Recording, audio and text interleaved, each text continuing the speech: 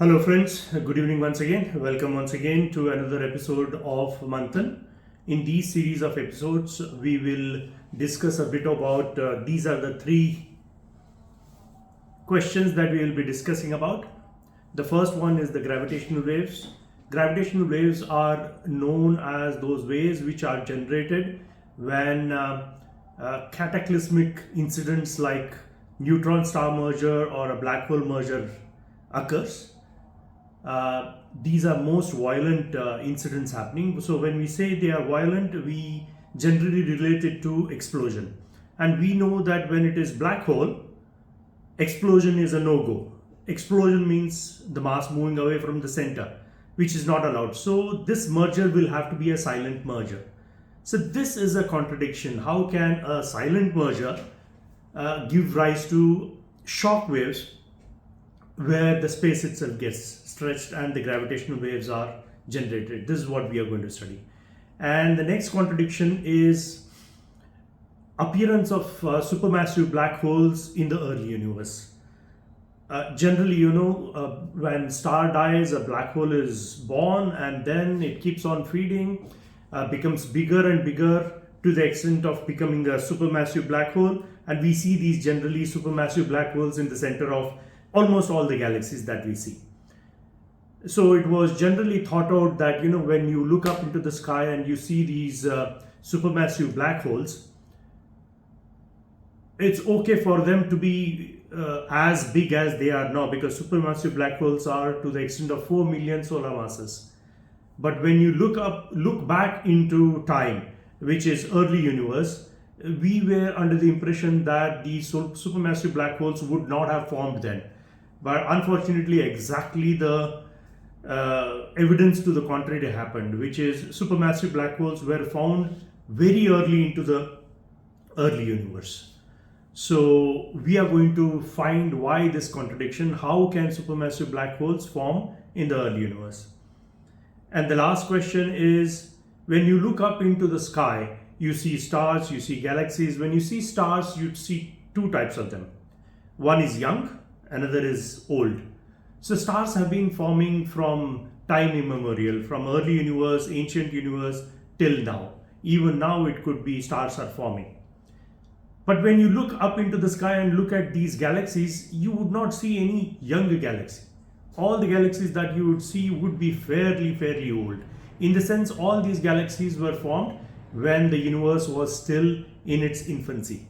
So we need to find out what are these conditions, why the galaxies, when you look up into the sky, why don't you see a galaxy forming the way it was formed earlier? Because galaxies need gas, there are interstellar gases. So how is it that the conditions are not conducive in the contemporary universe? What were the conditions which were conducive for galaxy formation in the early universe? So let's start with gravitational waves. So we said that this universe is a very violent place. So you have all kinds of violent incidents happening, binary stars merging into each other, neutron stars, quasars. You got supermassive black holes at the center of the almost all the galaxies, black holes feeding. So, but the worst kind of a cataclysm, when you look at the scale of cataclysm, the worst that one could find out is two black holes merging. This is so violent and so powerful that the space itself gets stretched. And when that space gets stretched, there are waves created in the space itself, and we know those waves generated as gravitational waves.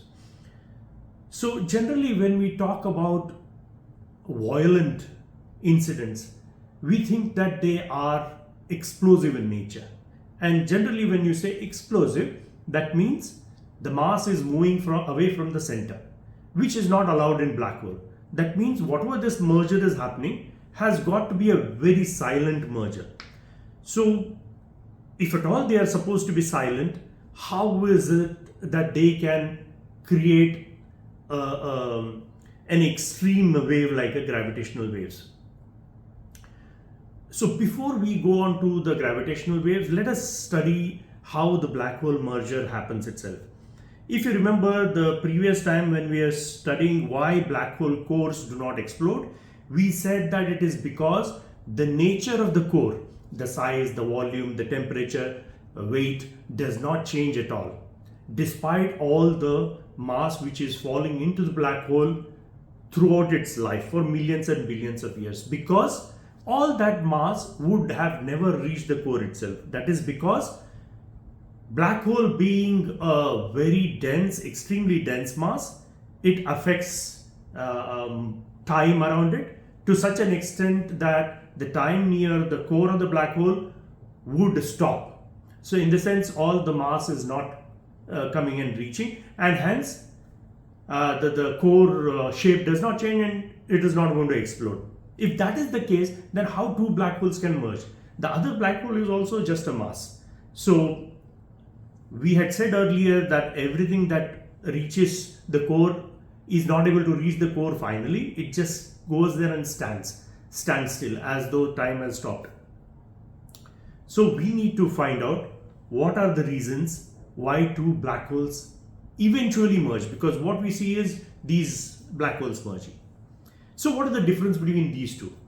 The first one that we talked about, when the core is not changing, the general size and shape the core, is because on one side it's a black hole and the other side is a normal mass which is trying to fall into it. Whereas in this case, it is two black holes which are trying to come together. So what happens? How different is it? So you have one black hole which is extremely dense mass. Because of that, it has got warping of the time zones around it. So in the same way, the other black hole is also an extremely dense mass, and it is also supposed to have extreme forces around it and warping of the time or slowing down of the time. So you will have time zone both here as well as here. But when they come near each other, obviously when they come near each other, you have time zones here and here. Nothing is changing because these are the forces which are acting in these directions. But look at what is happening between this head-on line of direction between the two black holes. Obviously these forces, for the sake of argument, let us say that both are similar in mass, x solar masses. It never happens in true life, but let us assume that both are x and x. So the extreme forces generated or attractional forces generated in this line is the same. So obviously they cancel out each other. So when the forces are cancelling out each other, those forces, the extreme forces, were the reason why the time zone was happening in the first place. So in a way, the black holes create a space which is head on, allowing them to come near each other. Of course, that doesn't mean that they come and slam immediately. They still do take a lot of time, millions of years to come near, because they need to negotiate the space around them. There is a dance of death which is happening between the two black holes, each going around the other. So they need to negotiate the other time zone. So that takes time. But otherwise, there still is an escape hatch where they can come near each other and then merge. Now, obviously, as the problem was when they merge, it cannot be explosive, because when you say explosive, that means the mass is moving away from the center. The black holes will never allow that. So it will have to be a silent merger. So the question was, how do these silent mergers create gravitational waves which are very difficult to create, where the space itself has to be stretched? So let us now go to that. So you consider two incidents. One, it's basically pebble dropping into a lake. Obviously, when you drop a pebble into a lake, you see these waves. But now I give you another example where you are not dropping it suddenly, but you are slowly lowering that pebble on the surface of the water. You will see that there are no waves forming. Why is that? In the first case, that is because the film of the water surface is providing the resistance to the pebble which is falling. That particular force, this one is providing the resistance. This resistance force creates a bouncing nature incident. That bouncing nature creates a wave. So we need to try and find out how this, just hold on to this thought of the bouncing parameters. So we need to see how the space, the fabric of space creates a bounce when two black holes merge. So these are those two black holes. Let us again, for the sake of discussion, consider them as exactly same, x solar mass and x solar mass. They are away from each other. So now consider a situation where they have not merged, but they have come very close to each other. Now look at what is happening on the effect of the space. The space would be stretched, let us say, I'm explaining it very crudely. Space, when this black hole on its own can stretch the place to the extent of this. Let us assume that this is x. In the same way, other one is also similar, so that can also stretch it only up to here. When they come near each other but they are not merging, that means in that space you have 2x mass. So that means the stretching will have to be twice as much as it was here. So that means it should have been here. Now assume that these were just simple dense masses and they are coming together, silently merging, and there is no explosion, and the stretching of the space would be 2x, but there is no resistance and there won't be any gravitational waves. But what is happening here? These black holes are not just simple extremely dense masses. They are extremely dense masses, but they are feverishly spinning dense masses. So when they are trying to merge, you will see that two masses which are spinning at a very, very high rotational speed smash into each other. And obviously there is an energy generated. That energy again cannot move away from the black hole. But in this process, what happens is there is an energy loss of the general two black holes. Whatever the energy that they had to begin with, there is an energy loss when they merge.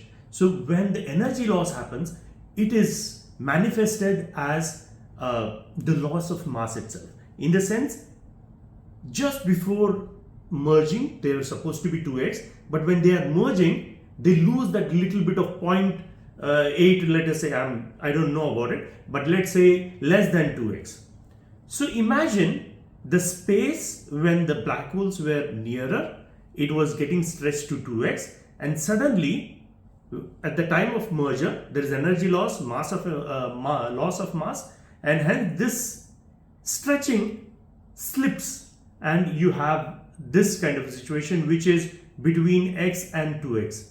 And what does this mean? Between 2x and x, there is this bouncing back, and that bouncing back is creating gravitational waves.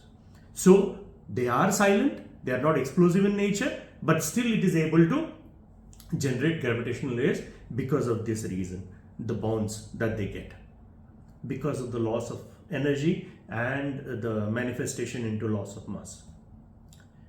And the next question that we asked is, when you see these supermassive black holes. Supermassive black holes are basically the ones that you see in the center of any galaxy. In our case, it is Sagittarius 2A in our Milky Way. So let us consider this as the time scale. This is where the universe started, marked as 0. And this is where we are now, the contemporary universe, 13.8 billion years has happened. So we see these big supermassive black holes which are at the center of every galaxy, and these are like 4 million, equivalent to 4 million solar mass, which is the Milky Way case. It could be millions and billions of solar masses in case of bigger galaxies. So the general idea was that you start with nebular gas in the beginning, then these stars are formed, and these stars die and they lead to black holes because of, let's say, supernova. So you have these black hole here, and these black holes keep feeding the mass near it, which is could be stellar gas, could be stars, planets, or similar black holes, and over a period of time they become so huge that they are millions of solar masses of equivalent. So this was the general understanding. But so when they try to look back, so now you have a supermassive black hole in the contemporary universe. So they thought that when you look back in the past towards the early universe, you should not see a supermassive black hole, you should see a small black hole forming, and then over a period of time it becomes supermassive. But exactly the evidence was contrary. What they found was supermassive black holes were already formed in the early universe itself. So it was contradictory. How is it possible that black holes generally they start with star dying, black hole feeding, and then becoming supermassive black hole? But what we see now is it is taking a shortcut. The early star itself is converting into a supermassive black hole. So we need to find out how is that possible. Just to summarize a bit about how a black hole is formed. So when a star dies, from a nebula you have star forming, and based on different masses of solar mass of the star, when the star dies in a supernova, it could either be forming into a dwarf star, neutron star, or a black hole. Less than 1.4 equivalent solar masses, it will end up as a dwarf star. Between 1.4 and 2 solar masses, it is a neutron star. Beyond 2 solar masses, it has to be a black hole. So black hole, if you see the smallest black hole you would see is equivalent to a 2 solar mass. Now, as we said, these keep feeding and mergers of black holes and becomes a supermassive black hole as seen at the galactic center. And what they found is supermassive black hole in the early universe, which means the birth of a supermassive black hole was not from stellar gas to star to a supermassive black hole. From the stellar mass itself, the supermassive black hole took a shortcut to form. Now, to understand that, you need to study a bit about how stars and galaxies are formed. The classical model of universe is where you have which is based on gravity, is what you know as the normal physics of it. Suggests that it starts with just a stellar mass, a nebula. This is just a globule of gas, so to say. This, in turn, through gravitational coagulation. What I mean by gravitational coagulation is the gas itself is collapsing onto each other because of the gravity, and that leads to stars and planets, the planetary system, and the galaxies themselves. As you can see, it looks very outlandish for just a gas, a globule of gas, to form into stars and planets like this, or for that matter a complex structure like a spiral galaxy. So I will show you a few aberrations, explain you a few aberrations as to why this gravitational coagulation does not sound very sound explanation for formation of star and galaxies, and we just don't hit and run away. We suggest an alternative model of universe in Manthan, wherein we suggest how could, if not for gravity, how could these stars and galaxies would have formed, again from the same system, from the globular gas. Now let us look at these aberrations.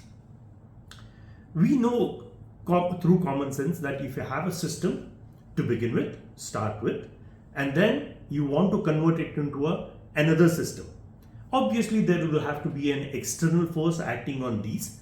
In case of gravitational coagulation, it is gravity. Now, it's a cause and effect. If the cause is strong, the result is also equally strong. If the cause is weak, the result is also weak. So we are applying gravitational coagulation here, which is uniform and weak force. So how can you expect, if you start with a spherical globe of gas and you apply gravity, all you can get is another smaller globe, maybe spherical in nature again. But to believe that you will apply this weak force to a spherical globe and you end up with a flat structure, because these are all flat structure. From a globe, you are getting a flat structure. It doesn't work that way.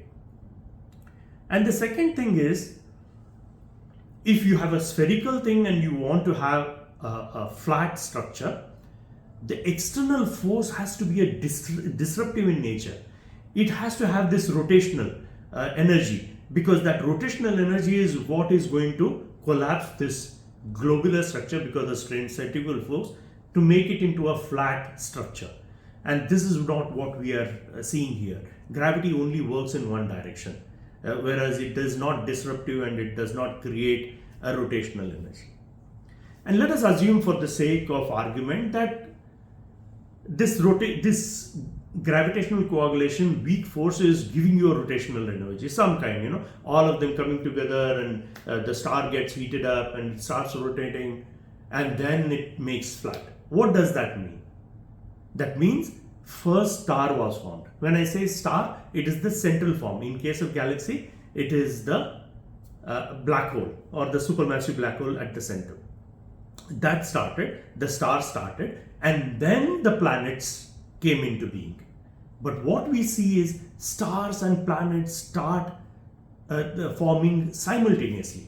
So these are the three aberrations, which does not suggest that gravitational coagulation may not be the reason why these globe of gas got converted into planetary system or complex galaxies. As we said, we are not going to hit and run. So what is it that we are going to suggest in alternate model of universe? Okay, classical model of universe you have, and you start with nebula. Alternate model of universe is Manthan. You both start with nebula. Here we are saying that there is gravity acting on the gas and it is collapsing into a star. What we are suggesting is, if and if only we could have an ionized charge, because nebula is basically a gas. If we could have an ionized charge, these ionized charges are basically the jump from a higher density to lower density, higher density of charge to a lower density of charge. That could kind of give you a perfect source of kinetic energy, and you will be able to create a disruptive force. But there is a challenge here. The source of the ionized charge is the nebula itself, and these nebulae are very, very cold. Agreed, it's gas. Whether it is present contemporary universe or the ancient universe, that nebulae is basically a cold gas. In case of ancient universe or early universe, it was hydrogen gas, and hydrogen gas boiling point is minus 253 degrees centigrade, just a few 20 Kelvin above the absolute zero. So though it is in the form of gas, it is very, very cold.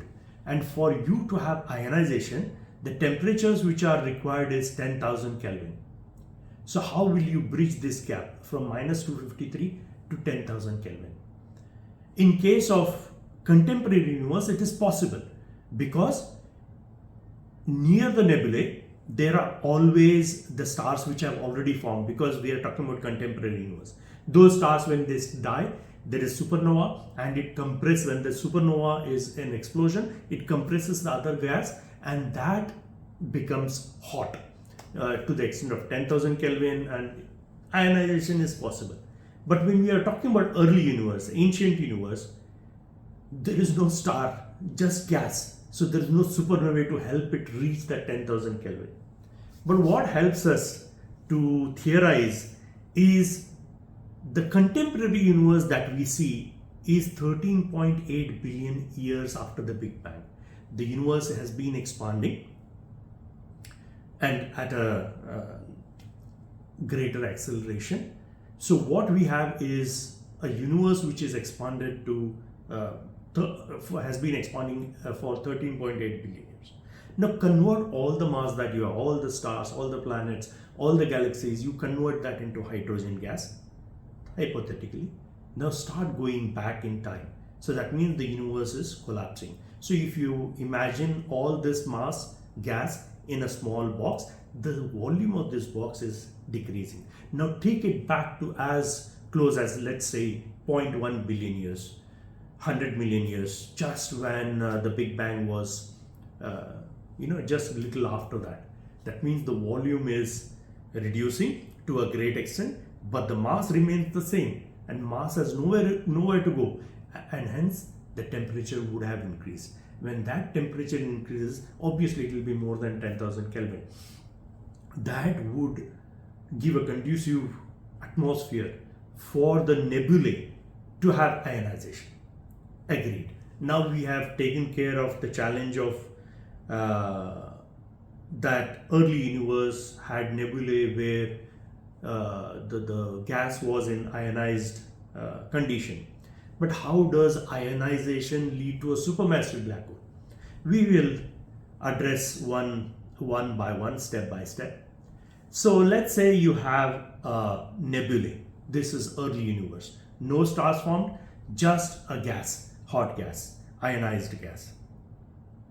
So as I said, the nature of ionization is that these are highly charged particles and they are always moving from high density to lower density.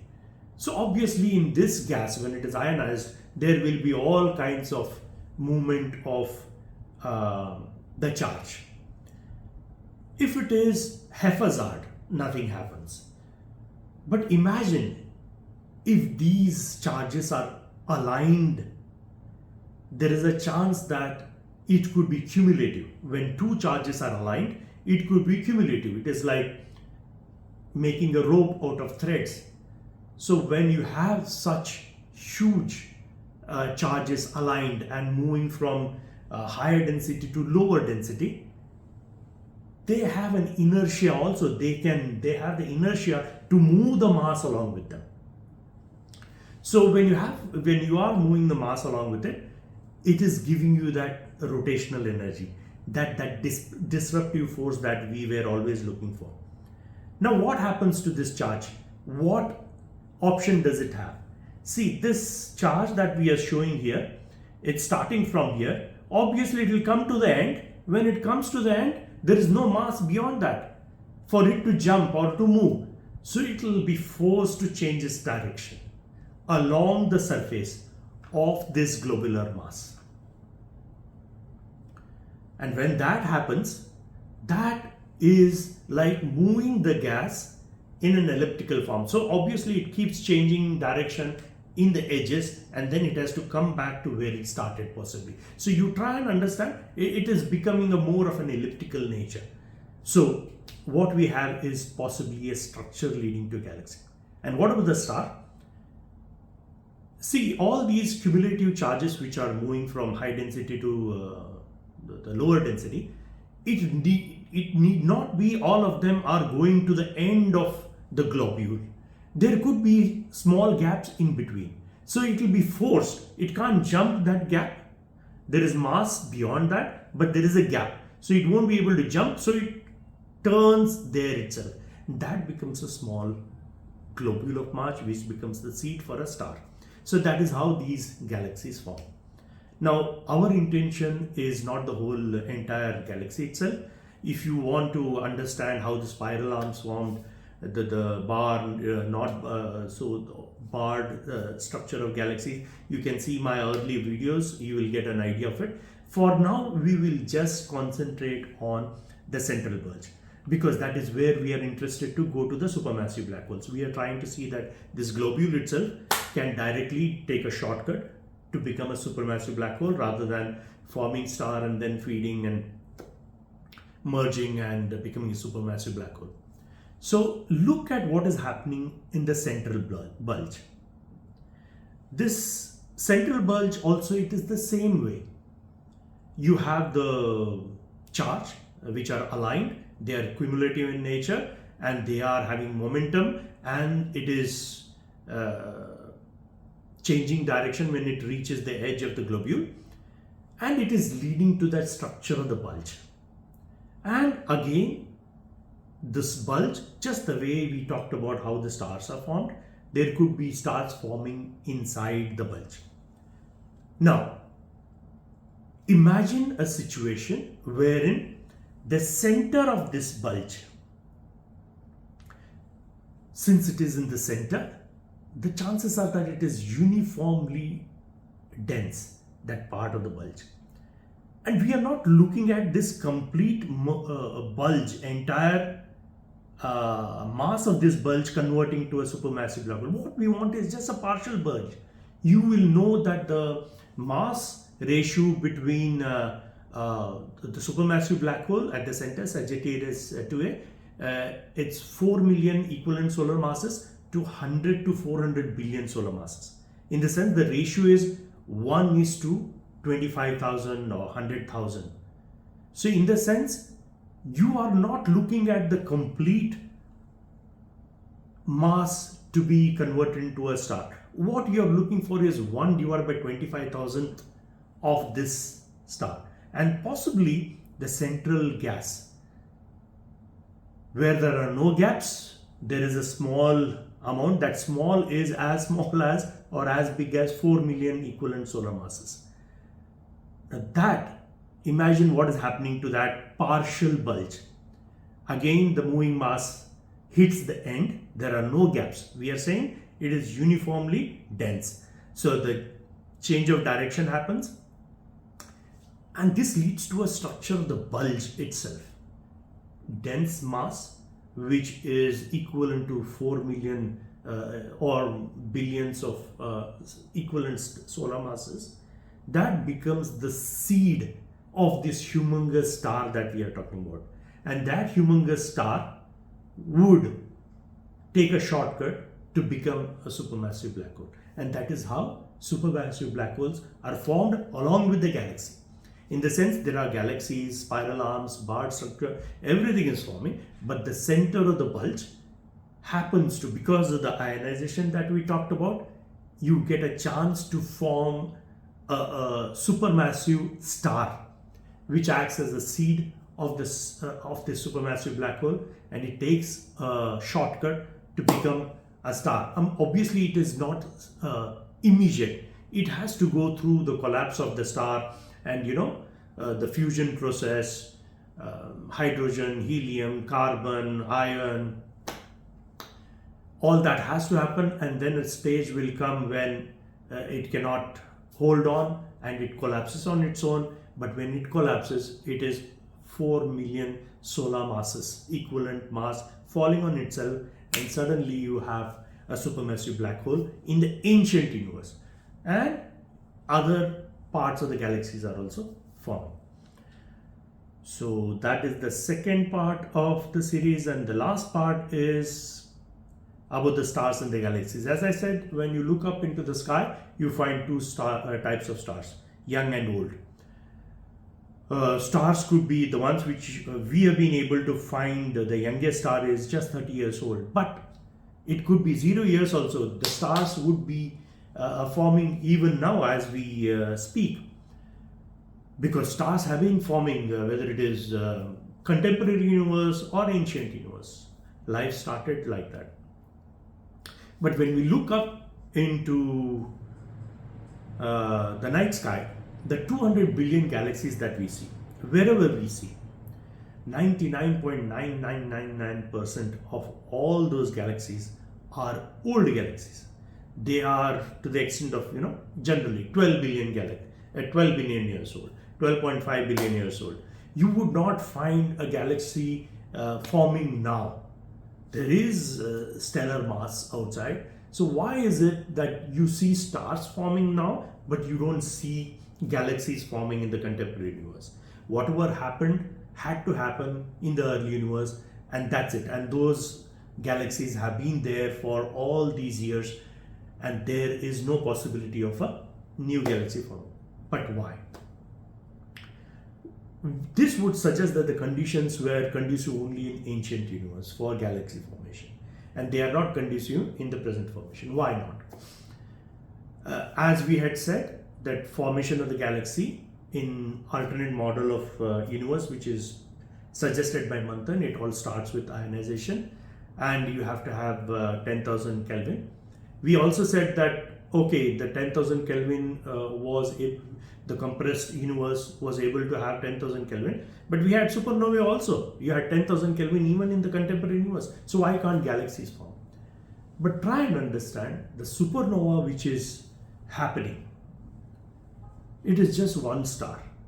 It can possibly generate effect or the pressure to the extent of forming some more stars nearby.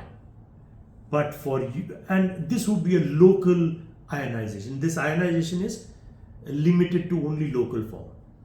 For you to cook a galaxy in the contemporary universe, you have to have that ionization in the galactic scale, and that is missing, and that is why you don't see galaxies forming. There is a rider to it. There have been some galaxies, to be precise 24, just 24 of them out of 200 billion, just 24. In the sense, you start counting now, when you reach 10 billion, you will find one galaxy which is young galaxy, as young as half a billion years old. How does that happen? But these galaxies are just dwarf irregular galaxies. These are not the kind of galaxies that you see here, just a few stars. And these young galaxies are to the extent of you have this virgin hydrogen gas, in the sense generally whatever the gas which was there in the early universe, everything got formed in one way or the to different galaxies. But since the universe was expanding, if at all a pocket of gas, hydrogen gas, got missed from this formation of the galaxies in the early universe, that gas would remain as it is, virgin gas. So those are the kind of pockets. Very few of them, as I said, 99.9999% is all old galaxies. Just few, 24 of them are formed because of those virgin hydrogen gas which got missed in the early universe in forming a galaxy. But there were conditions which happened during the present the contemporary universe, mostly local clusters, and they were in a position wherein the local clusters, the gas could move towards the galaxies, and the supernova happened, and those dwarf galaxies were formed. But otherwise, when you look up in the sky, all you see is old galaxies. That is it for today. Thank you for